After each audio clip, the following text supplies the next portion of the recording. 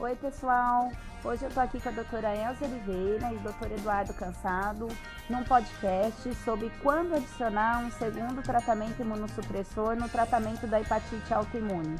E para isso eu vou começar a apresentar um caso clínico da vida real, lá do nosso ambulatório, para ouvir a opinião aqui dos nossos experts.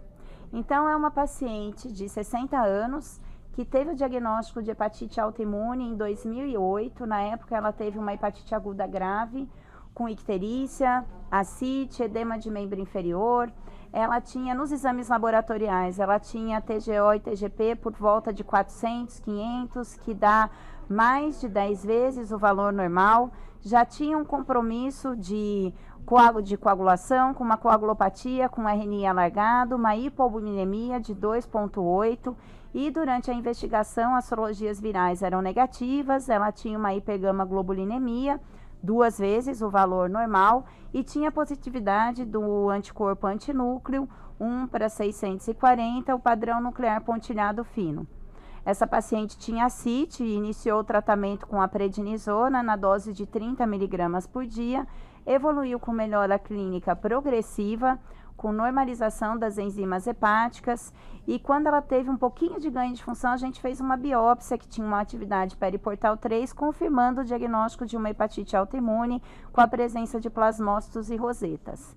Nesse momento, ela estava em uso de azatioprina 125 mg dia, que correspondia a 1,5 mg quilo dia, e estava em uso de 7,5 mg dia de prednisona.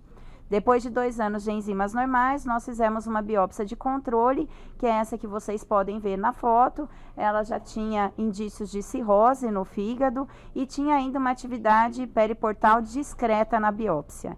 E aí eu vou perguntar para a Elze. Elze, e aí, o que eu faço agora? Eu preciso realmente tratar essa atividade periportal 2 ou basta a remissão bioquímica? Bom, esse caso ilustra bem o que a gente vê no nosso dia a dia, que são pacientes que apresentam uma resposta bioquímica, mas aí a gente vai ver que ainda apresentam uma resposta histológica. Então, você preenche critério para tentar suspender esse tratamento, e aí a gente tem a bela surpresa de ainda ter atividade inflamatória ali. Então a gente já viu que foi uma paciente com uma apresentação aguda grave, né? Que tinha um FAO positivo, mas que fechou um diagnóstico porque ela tinha uma biópsia ainda com plasmócitos, e a gente já imagina se realmente a resposta desses pacientes vai ser tão boa. Então, que bom que ela preencheu o critério de resposta bioquímica, mas ela não preencheu o critério de resposta histológica. Então, o que eu faria nesse caso, como a imunossupressão dela ainda não está na dose máxima, eu ainda conseguiria aumentar um pouco mais essa imunossupressão. Neste momento, é o que eu faria. Eu aumentaria essa imunossupressão, porque ela está com dose de 125 de ASA, eu iria para 150 mg de ASA, e a PRED dela estava 7,5 mg, eu posso subir essa PRED para 10 mg, tá? E Elze, você acha que seria importante pensar em mais alguma coisa, em algum diagnóstico diferencial? Você acha que... Quais as preocupações que eu tenho que prestar atenção frente a uma paciente que está com uma resposta parcial ao tratamento? Tá. Eu acho que a primeira coisa que a gente pensa é a adesão do paciente, né? Se o paciente realmente é aderente. Segundo, se ele tem uma outra doença associada. A gente pensa nas sobreposições, não é o caso, porque a gente não tem aumento das enzimas canaliculares. Mas uma coisa que chama atenção é que essas pacientes usam corticoide, né? Então, às vezes, a atividade inflamatória pode ser desencadeada, inclusive, pela prednisona ou prednisolona. Então, eu também queria ouvir um pouquinho do Eduardo. O que você faria nesse caso? Então, 1,5 mg quilo dia de ASA, 7,5 de prednisona, remissão bioquímica, sem remissão histológica, numa paciente com miastenia e tiroidite de Hashimoto, que ainda não tem nenhum critério para síndrome metabólica. O que você gostaria de fazer nesse momento? Olha, a paciente que não tem remissão histológica, você tem que geralmente aumentar a imunossupressão, né? Ou então adicionar alguma droga a mais, né? No caso aí ficaria um inibidor de calcineurina. Mas como ela não tem ainda atingido os valores máximos, o certo seria tentar chegar ao máximo que a paciente pode, né? Com a possibilidade de aumentar a dose da azatioprina e ela fazer hepatotoxicidade pela asa. Isso pode ocorrer. Mas assim, a gente fica mais ou menos tranquilo, porque se ela está tudo normal com essa dose da asa, se você aumentar a dose da asa e alterar, eu acho que ficaria mais claro que talvez seja uma toxicidade pela azatioprina. Mas eu acho que você tem que ajustar as doses dos medicamentos. Bom, pessoal, e aí foi isso, concordo com vocês dois, foi isso que a gente fez. A gente aumentou a azatioprina para 2 mg quilo dia, aumentamos um pouquinho a prednisona. Lembrando, né, que nem sempre a gente tem a possibilidade de dosar metabólitos na prática clínica diária. E aí, como aqui é vida real, a gente aumentou a imunossupressão e a paciente fez um epizoster em tronco com um quadro álgico muito intenso, na dose otimizada da imunossupressão. E aí, queria ouvir um pouquinho do Eduardo. O que você faz quando o paciente está aí usando uma imunossupressão mais alta, faz o zoster ou faz até uma infecção um pouco mais grave? Qual que costuma ser a sua conduta? Olha, durante a infecção tem que suspender o tratamento, né, o imunossupressor. Eu não fico confortável um paciente com uma doença que está controlada, mas que está com uma infecção viral, provavelmente colaborou o fato dela estar imunossuprimida, né? Se você suspende a azatioprina no momento atual, você perderia a chance de dosar os metabólitos da asa. Porque assim, se ela fez um herpes, talvez essa paciente esteja muito imunossuprimida, né? Então, eu acho que seria interessante dosar os metabólitos da asa exatamente para ver o quão autoimunossuprimida ela está, porque talvez ela esteja com um nível de tiogonina muito alto que possa estar colaborando para esse quadro dessa infecção que ela teve, né? Então, o ideal seria mesmo, se você tivesse essa possibilidade de dosar os metabólitos, ajudaria muito em conduzir o caso, né? Antes de mudar para um micofenolato ou de adicionar uma terceira droga. Bom, pessoal, então a gente realmente suspendeu a azatioprina quando ela fez esse zoster, ela se recuperou, nós reiniciamos. E aí ela estava então em uso de 150 de azatioprina e 10 mg de prednisona. E ela foi submetida a uma nova biópsia hepática e mais uma vez aí ainda não tinha remissão histológica. Aí eu queria ouvir um pouquinho da Elza, o que ela quer fazer nesse momento. A gente não dosou os metabólitos? Ainda não. Eu acho que a gente precisa dosar esses metabólitos, né? Se a gente pensar que a gente está num mundo real, que é o que o professor Cansado falou, né? Se a gente estiver num mundo ideal, quer dizer, né? Porque no mundo ideal, você tem metabólitos, é excelente, porque a gente vai saber manejar muito melhor esses pacientes. Será que ela está mesmo com esse nível de 6-guanina muito elevado? Será que ela está fazendo uma hepatotoxicidade? Ela está tendo atividade inflamatória porque esse nível de 6-metilmercaptopurina também está bem elevado?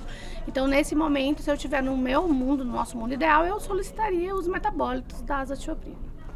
Bom, e daí a gente fez isso. Ela tinha uma dosagem de 6-guanina acima de 600.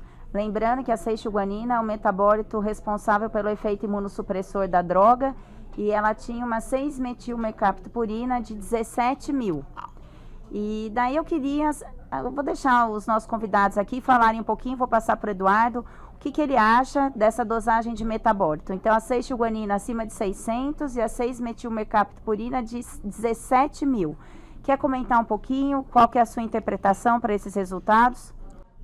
Bom, ela está com um nível um pouco alto da tiogonina, o nível ideal, que é uma boa dose de imunossupressão, e não é muito imunossupressora, mielotóxica, né, mielossupressora, em torno de 250 a 450, fica nesse intervalo. Ela está com mais de 600, ela está com uma imunossupressão adequada, mais que adequada, né? E um nível tóxico da 6-metilmercaptopurina, que é acima de 5.700, né? Eu não acho que ela esteja tendo toxicidade pela 6-metilmercaptopurina, não, porque ela está com enzimas normais, né? Se isso poderia estar contribuindo para uma atividade histológica, eu não saberia dizer, né? Uma possibilidade nesse caso que a gente usa no nosso ambulatório é usar a hidroxicloroquina, né? Porque você não estaria aumentando a imunossupressão, né? E você estaria adicionando uma imunomodulação. Isso nós já temos teses sobre esse assunto, isso funciona, né? Mas essa paciente ela tem um problema, né? Que ela tem miastenia. E a miastenia é uma contraindicação para o uso da hidroxicloroquina. A gente já teve essa experiência com o pessoal da neurologia do Hospital das Clínicas e eles sugeriram uma vez uma outra paciente que a gente não usasse. Então, eu acho que não seria essa abordagem. Então, se a gente quer atingir uma remissão histológica, a gente teria que fazer uma abordagem diferente, que seria uma terceira droga, né? Um terceiro imunossupressor. Um segundo imunossupressor, digo. Queria ouvir um pouquinho da Elza, né? Então, assim, ela tem uma 6-tioguanina alta, uma 6-metilmercaptopurina alta e a biópsia hepática ainda não tem remissão histológica. Se ela estivesse lá no seu ambulatório, o que você faria com esse caso? Então, na verdade, com esses 2 níveis aí bem elevados, né? E com esse 6-metilmercaptopurina bem alto, que é o que faz hepatotoxicidade com enzima hepática normal, como o Cansado falou, realmente, teoricamente, ela não está fazendo uma toxicidade, uma hepatotoxicidade. Mas tem atividade histológica, né? Então você vê que ela não está com a doença controlada. E eu tô com nível muito alto de 6-tioguanina com risco de mielotoxicidade. Então eu não tenho mais como aumentar, né? Então eu tenho uma doença refratária, Então, aqui sim, tá na hora realmente de eu ir pro segundo imunossupressor. E aí eu vou falar de novo de mundo real e mundo ideal. Então, a escolha, né, que é o tema da nossa discussão, de introdução de qual, né, imunossupressor a gente vai utilizar, eu acho que depende também da experiência de cada serviço. E da facilidade de você ter ou não aquele imunossupressor, que a gente muitas vezes a gente não tem no nosso PCDT, né? Mas esse é um caso, por exemplo, que a gente precisa adicionar e, teoricamente, para pacientes refratários a tratamento, a gente iria ir para o inibidor de calcineurina, né? Eu não tenho experiência com ciclosporina, então eu entraria com tacrolimus para esse paciente. Mesmo com toda a dificuldade de eu dosar nível sérico, seria o ideal, porque a gente sabe que o micofenolato é a droga ideal para o paciente intolerante, tá? A resposta é melhor, mas ele também ajuda, e tem alguns trabalhos que mostram a melhora nos pacientes refratários ao tratamento. Então, muitas vezes, tem locais que a gente usa o micofenolato por ter mais facilidade e não precisar dosar os níveis séricos, como a gente precisa acompanhar mais de perto, como é o caso, por exemplo, do tacrolimus e mesmo da ciclosporina, né? Então, eu entraria com tacrolimus, mas se eu tivesse em um lugar que eu não tivesse como dosar esse nível sérico, porque é muito sério o acompanhamento disso, né? Eu tentaria mesmo micofenolato, tá? E aí eu pensaria, terceiro imunossupressor, não, a gente precisa suspender a asa, né? Ela tá com uma dose muito alta de 6-tioguanina. Então, nesse caso, realmente é suspender a azatioprina, associar um segundo imunossupressor, que eu iria inicialmente por tacrolimus. E aí eu queria ouvir um pouquinho do Eduardo, né? Parece que o Eduardo tem uma opinião um pouquinho diferente. Você falou sobre adicionar a terceira droga. Isso. Fala um pouquinho sobre isso, né? Porque é isso que a Elze disse, né? Os últimos guidelines de tratamento de autoimune refratária, né? Eles recomendam, inclusive, usar o micofenolato, mesmo sabendo que a resposta não é boa para o não respondedor à asa. Justamente pela facilidade de acesso, pelo custo da dosagem sérica. Muitos hospitais não têm disponível os inibidores de calcineurina, exceto do contexto de transplante hepático ou outros transplantes, né? Então, a recomendação do grupo internacional é essa mesmo. Mas daí eu queria ouvir um pouquinho do Eduardo. Você acha que a melhor estratégia seria reduzir a azatioprina e adicionar uma terceira droga? Não concordo com a Elze, não dá para manter a azatioprina num nível tão tóxico nesse caso específico. Agora, tirando né? esse caso, né? Aí é outra coisa. E daí, assim, nesse caso que a gente está discutindo agora, o ideal seria reduzir a azatioprina e adicionar a ciclosporina, ou tirar a azatioprina e deixar ela com ciclosporina e prednisona, Eu sei que não tem essa resposta na literatura, eu queria ouvir um pouquinho mesmo da experiência de vocês, né? Qual que você acha que é a melhor estratégia? Bom, a melhor estratégia, né, seria, como ela não está em remissão com esse esquema, seria adicionar uma outra medicação com essa dose. Mas assim, é problemático, ela está com uma tiogonina alta, né? Então se você mantiver a mesma dosagem da azatioprina e adicionar um segundo imunossupressor, no caso uma terceira droga no esquema, ela ia ficar muito mais imunossuprimida. Então o que eu normalmente faço, que eu não gosto, porque você muda todo o esquema, é reduzir a dose da azatioprina e adicionar o inibidor de calcineurina, que o que eu posso utilizar no nosso hospital é a ciclosporina. Então eu reduzo a dose da asa, adiciono a ciclosporina, geralmente 100 miligramas por dia, inicialmente, reduzo a asa para 75 miligramas e faço esse esquema, que eu acho que é um esquema bom, mas assim, é um esquema novo. Né? Então, assim, metabólitos da asa novamente nesse caso, né? E assim, mas é um esquema novo, é quase que começar do zero, né? Porque assim, para eu não começar do zero, eu teria que adicionar a ciclosporina sem mexer na dose da asa. Mas aí eu acho que a paciente é muito risco a doente já teve um herpes zoster, né? Então eu faria uma terceira droga para pegar, que é um mecanismo diferente de ação, pegaria 3 drogas diferentes em doses menores. Isso é o que eu tentaria fazer. Daí, assim, eu queria que você comentasse um pouquinho quais são os efeitos colaterais que eu tenho que ficar atenta em relação ao uso dos inibidores de calcineurina e depois especificamente da ciclosporina. Nessa faixa etária dessa paciente, o grande problema é a hipertensão arterial. Né? Ela não é uma droga muito diabetogênica, diferente do tacrolimus, que dá muito diabetes. Né? Ela dá hipertrofia gengival, que é um problema que às vezes a gente tem esse problema. Eu vejo mais hipertrofia gengival em pessoa mais jovem. Né? E hirsutismo, que eu acho que não seria um grande problema para uma paciente nessa faixa etária. Mas geralmente são esses problemas. A hipertensão arterial que é o grande problema para esses doentes mais idosos que usam inibidor de calcineurina, especialmente a ciclosporina. E Elza, e você? Você considerou a possibilidade, né, caso você não tenha disponível inibidor de calcineurina, de começar o micofenolato? O que eu tenho que prestar atenção em relação aos efeitos colaterais do micofenolato?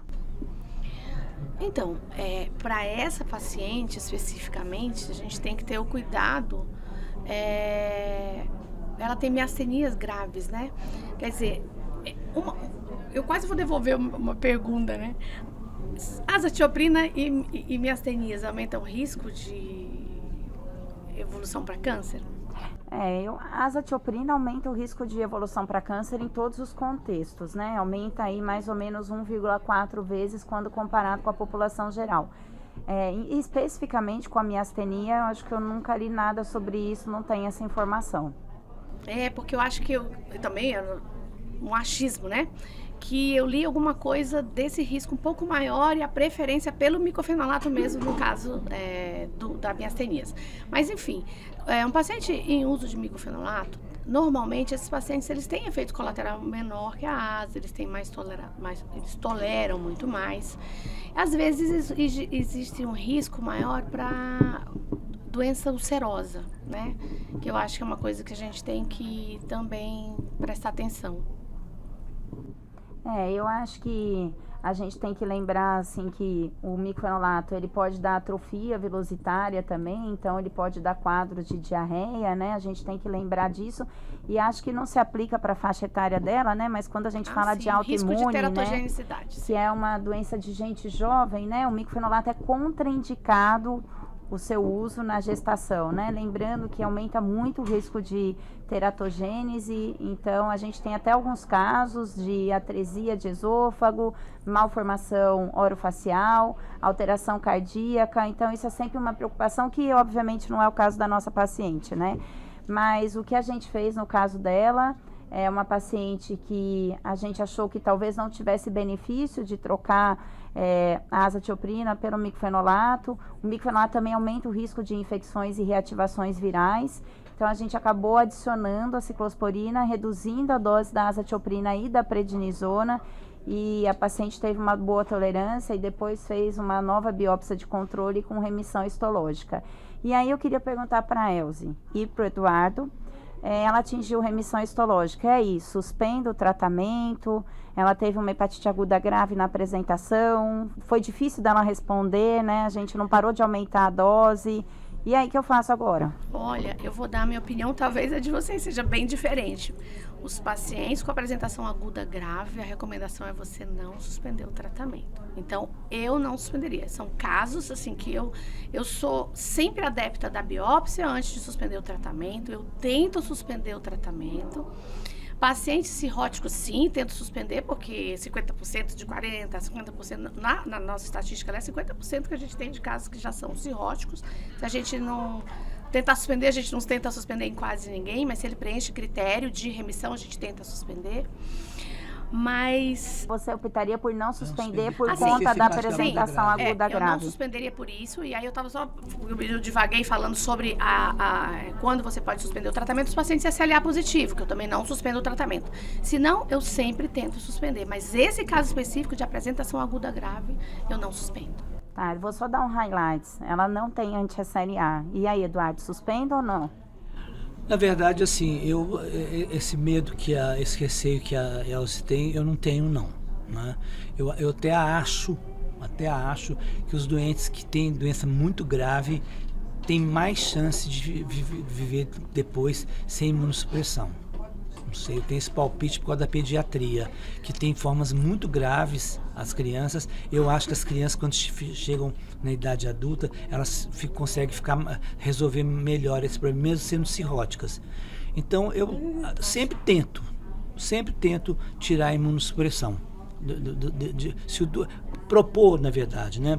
Se a doente tem possibilidade de acompanhar mensalmente esse esquema de retirada de medicação e ficar sem nada, já que ela não pode tomar o antimalárico, eu simplesmente eu proporia. Se a paciente topasse, eu tentaria. Porque a doença não abre fulminando, ela abre com alterações discretas, né, de enzimas. E na hora que ela tiver 2 vezes o valor de referência, eu voltaria com a imunossupressão. Eu não vejo isso um empecilho para eu tentar tirar a medicação. Nesse caso específico, mesmo com essa dificuldade toda que ela teve para chegar nessa resposta. É experiência, né? Os pacientes que a gente acompanha da pediatria, o que a gente vê é que a gente não consegue tirar o corticoide deles. Eles são córtico-dependentes. Eles vêm com 5 miligramas de corticoide, uma dose baixinha de asa. A gente tenta suspender esses 5 miligramas, eles vão para 600, 700 de aminotransferases. E às vezes a gente sua um pouquinho para conseguir. Às vezes tudo bem, você vai deixar 5, eu faço para 2,5 depois de dias alternados para conseguir suspender. Essa é a experiência que a gente tem assim com relação, que é marcante dos pacientes que vêm da pediatria. É uma experiência diferente. São pacientes os casos que vêm da pediatria, é uma boa parcela dos nossos doentes. A gente tem uma casuística de mais de 100 pacientes que a gente acompanha no ambulatório que a gente conseguiu ficar sem a medicação. Olha que coisa boa. E uma boa parcela desses pacientes é pessoal que vem da pediatria. Muito bom, excelente, já vê. A gente consegue suspender, mas demora um pouco, é trabalhoso. Mas no início a gente falava, nossa, pra que esses 5 miligramas? Tá com aminotransferases normais, vamos suspender. Subia. Acontece isso também, isso acontece. Só lembrando, né, que assim, tem algumas diferenças, né, na condução dos casos. A doutora Elze, por exemplo, segue o grupo internacional que orienta, né, que na fase de manutenção você pode retirar o corticoide, e a gente tem uma postura mais, na maioria das vezes, em grande parte das vezes, né? Não vamos falar na maioria das vezes, nessa suspensão do corticoide, o paciente volta a aumentar as enzimas hepáticas, então a conduta no nosso serviço é deixar as menores doses de prednisona e que o paciente fique com enzimas normais, né? E essa também é uma das estratégias aceitas nas discussões, nos artigos do grupo internacional, embora no guideline esteja sugerido a suspensão da prednisona e a manutenção da asa em monoterapia, 2 miligramas quilo dia na fase de manutenção. Bom, eu queria, acho que o nosso caso de hoje está ficando por aqui. Gostaria de agradecer ao Dr. Eduardo e à doutora Elze pela brilhante discussão. Foi muito bom estar aqui com vocês hoje. Foi uma delícia, muito obrigada.